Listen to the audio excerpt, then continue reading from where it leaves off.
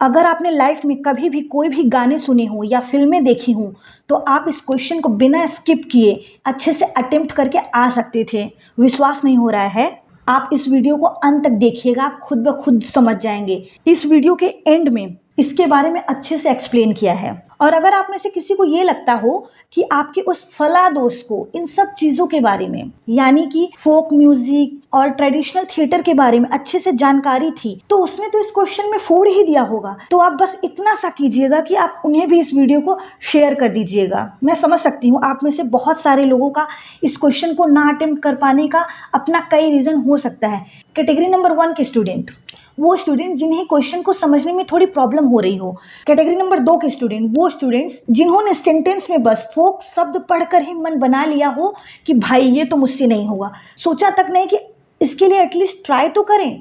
Category number 3 के students, वो students जिनके लिए ये क्वेश्चन नीलबट सन्नाटे की तरह था।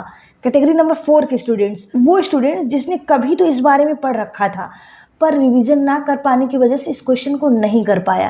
कैटेगरी नंबर 5 के स्टूडेंट्स, वो स्टूडेंट्स जिन्होंने इसके बारे में रिसेंटली पढ़ा तो था और रिवीजन भी किया था पर उनके कॉन्सेप्ट को ढंग से समझा नहीं था, बस रट्टा लगाकर चले आए थे। कैटेगरी नंबर 6 के स्टूडेंट्स, वो स्टूडेंट्स जिन्हें फोक म्यूजिक और ट्रेडिशनल थिएटर के बारे में जानकारी तो थी पर वो ये फिगर आउट नहीं कर पा रहे थे कि इस क्वेश्चन के रिगार्ड में अपने आंसर को कैसे लिखा जाए।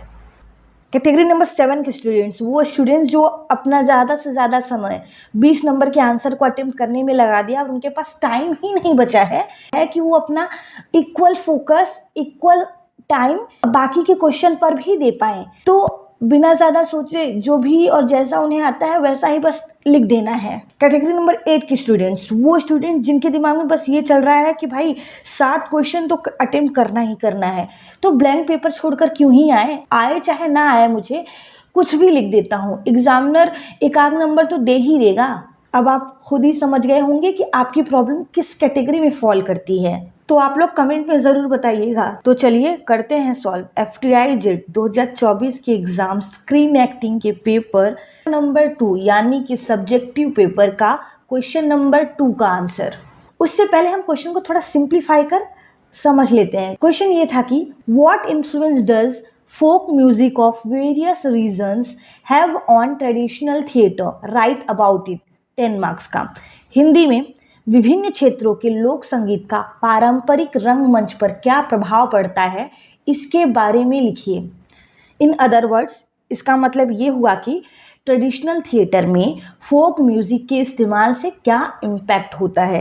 ये 10 नंबर का क्वेश्चन है तो हम इसमें टोटल 5 पॉइंट लिखेंगे विद एक्सप्लेनेशन और एग्जाम्पल के साथ। तो चलिए समझते हैं। पॉइंट नंबर 1 यानी कि पहला इम्पैक्ट, नैरेटिव इनरिचमेंट। ये कहानी के नैरेटिव को एनरिच बनाता है यानी कि समृद्ध बनाता है। ट्रेडिशनल थिएटर में इस्तेमाल किए गए फोक संगीत का नाटक के कहानी यानी कि स्टोरी लाइन के साथ गहरा संबंध होता है जो उसके थीम और डीपर मीनिंग को एक्सप्रेस कर हाईलाइट करते हैं अपने गाने के बोल, सुर, ताल, लय और धुन के माध्यम से, जिससे कहानी और भी एनरिचिंग बन जाती है। इसके साथ ही ये ऑडियंस के भीतर इमोशंस को भी इवोक करती है जो ऑडियंस के ऊपर एक गहरा प्रभाव छोड़ता है। एग्जाम्पल समझ लेते हैं। महाराष्ट्र का अभंग गीत का इस्तेमाल तमाशा थिएटर में किया जाए तो ये लोक संगीत नाटक में इमोशंस और मीनिंग्स के लेयर को जोड़ देते हैं, साथ ही ऑडियंस के पर्सनल एक्सपीरियंस को भी रोमांचित बनाते हैं। पॉइंट नंबर 2 यानी कि impact number 2, cultural authenticity. Traditional theatre में लोक संगीत के इस्तेमाल से जो कहानियाँ दर्शाई जाती हैं उसमें कल्चरल ऑथेंटिसिटी को सही मायने में देखा जा सकता है, क्योंकि लोक संगीत नाटक के माध्यम से जो कहानियाँ सुनाई जाती हैं वो कल्चरल रूट्स और ट्रेडिशन से संबंधित होती हैं।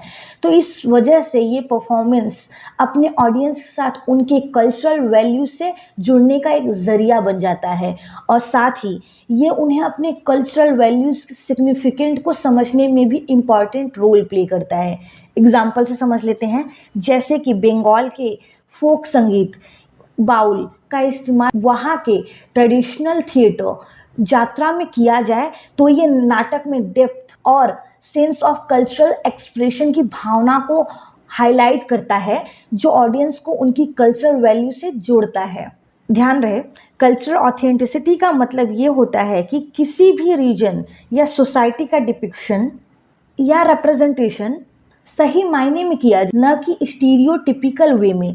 स्टीरियोटिपिकल रिप्रेजेंटेशन वो होता है कि जब फिल्मों में किसी यूपी या बिहार के कैरेक्टर को दिखाया जाए तो उसके कल्चरल रेफरेंस के एवज में या तो उसे कम पढ़ा लिखा, अनपढ़ गवार, बड़बोला, कंधे पे गमछा रखना, पान चबाना, गुंडागर्दी करना, इन सब चीज़ों के साथ एसोसिएट करके दिखाया जाता है, तो इसे ही स्टीरियोटिपिकल रिप्रेजेंटेशन कहते हैं। पॉइंट नंबर 3 यानी कि impact number 3, atmospheric ambience. Traditional theatre में लोक संगीत के इस्तेमाल से प्ले के परफॉर्मेंस में एक खास माहौल क्रिएट होता है, जो प्ले के मूड और कॉन्टेक्स्ट को डिफाइन करता है। इसमें इस्तेमाल होने वाले इंस्ट्रूमेंट्स और उनके म्यूजिकल नोट्स ऑडियंस को प्ले की दुनिया में ले जाते हैं, जहां वो उसके जादू में बिल्कुल डूब जाते हैं और भाव विभोर हो उठते हैं। एग्जाम्पल, उत्तर प्रदेश के लोकगीत कजरी का इस्तेमाल वहाँ के ट्रेडिशनल थिएटर सॉन्ग में देखा जाए तो इस लोकगीत में इस्तेमाल होने वाले इंस्ट्रूमेंट्स जैसे कि ढोलक, तबला, हारमोनियम, ये सब मिलकर ऑडियंस के भीतर एक ज़बरदस्त उत्साह और रोमांच की भावना भरते हैं, जिससे माहौल में एक वाइब्रेंट एटमॉस्फेयर क्रिएट हो जाता है। पॉइंट नंबर 4 यानी कि impact number 4, character portrayal. Traditional theatre में लोक संगीत के माध्यम से अभिनेता अपने किरदार को ज़्यादा डेप्थ और रियलिज्म के साथ निभाते हैं। एग्जाम्पल, महाराष्ट्र के लोकगीत होली गीत जो मछुआरों द्वारा गाया जाता है, वहाँ के ट्रेडिशनल थिएटर दशावतार में देखा जाए तो लोकगीत का संगीत उनके कैरेक्टर के पोर्ट्रेयल में और भी डेप्थ लाता है, साथ ही उसे ऑथेंटिक बनाता है, जिससे उनका इमोशनल इम्पैक्ट भी बढ़ जाता है। एक एडिशनल एग्जाम्पल ले ले तो उत्तर प्रदेश के लोकगीत बिरहा, वहाँ के ट्रेडिशनल थिएटर नौटंकी में कैरेक्टर्स के पोर्ट्रेयल में और भी डेप्थ लाता है और उसे ऑथेंटिक बना देता है। पॉइंट नंबर 5 यानी कि impact number 5, audience engagement. Traditional theatre में लोक संगीत के इस्तेमाल से ऑडियंस के एक्टिव पार्टिसिपेशन को बढ़ावा मिलता है, जिसके चलते ऑडियंस को एक मल्टी सेंसरी एक्सपीरियंस गेन होता है और वो एंटरटेन होते हैं, जिससे उनका प्ले की दुनिया की तरफ एक इमोशनल रिस्पॉन्स क्रिएट हो जाता है, जो उन्हें ये फील कराता है कि वो भी इस कहानी की दुनिया का एक अहम हिस्सा हैं, जिससे वो नाटक के साथ अंत तक जुड़े रहते हैं। एग्जाम्पल, उत्तराखंड के लोकगीत झोरा का वहाँ के ट्रेडिशनल थिएटर रामलीला में देखा जाए तो लोकगीत का भावपूर्ण धुन ऑडियंस को परफॉर्मेंस की दुनिया में खींचता है और उनका कैरेक्टर और कहानी के साथ गहरा संबंध बनाता है। ये तो रहा उस क्वेश्चन का आंसर, पर अब मैं अपनी कही उस बात पर वापस आती हूँ कि कैसे आप इसके आंसर को फिर भी लिख सकते थे अगर आपने कभी गाने सुने हो या फिल्में देखी हो। पॉइंट नंबर 1 में हमने नैरेटिव इनरिचमेंट की बात की थी, जिसमें ये एक्सप्लेन किया था कि नाटक की स्टोरी लाइन के साथ गानों का गहरा संबंध होता है। सिमिलरली हम फिल्मों में भी इस चीज़ को देख सकते हैं। एग्जाम्पल के लिए जैसे रॉकस्टार फिल्म, रामलीला फिल्म, लुटेरा फिल्म एटसेट्रा, इन सभी फिल्मों में इस्तेमाल किए गए गानों का उनके फिल्म की स्टोरी लाइन के साथ गहरा संबंध देखने को मिलता है। ध्यान रहे, मैं उन फिल्मों के गानों की बात बिल्कुल भी नहीं कर रही हूँ जिनका सोल पर्पज मार्केटिंग और एंटरटेनमेंट होता है, जैसे कि पार्टी सॉन्ग्स और आइटम सॉन्ग्स। पॉइंट नंबर 2, इसमें हमने कल्चरल ऑथेंटिसिटी की बात की है, जिसमें गानों के इस्तेमाल से कहानी को बयां करने के लिए उसमें भी कल्चरल ऑथेंटिसिटी का ध्यान रखा गया हो। एग्जाम्पल के लिए मीरा नायर की मॉनसून वेडिंग फिल्म, उसमें दिल्ली के पंजाबी सिख फैमिली को दिखाया गया है, तो इसके एवज में जितने गाने फिल्माए गए हैं इस कम्युनिटी के कल्चरल वेडिंग रिचुअल्स को सही मायने में रिप्रेजेंट करते हैं। Point number 3, atmospheric ambience. इसमें हमने उन गानों के इस्तेमाल से जो माहौल क्रिएट होता है उसकी बात की है। अगेन, आप मीरा नायर की मॉनसून वेडिंग फिल्म के जी करदा गाने को ही ले लीजिए, उसमें इस्तेमाल किए गए इंस्ट्रूमेंट्स, लिरिक्स, म्यूजिकल नोट्स, ये सभी कहानी के साथ कंट्रीब्यूट करते हैं और एक माहौल क्रिएट करते हैं। Point number 4, character portrayal. इसमें हमने गानों का असर अभिनेता के कैरेक्टर पोर्ट्रेयल पे कैसे पड़ता है उस पर बात की थी, जिससे कैरेक्टर पोर्ट्रेयल में डेप्थ आ जाता है।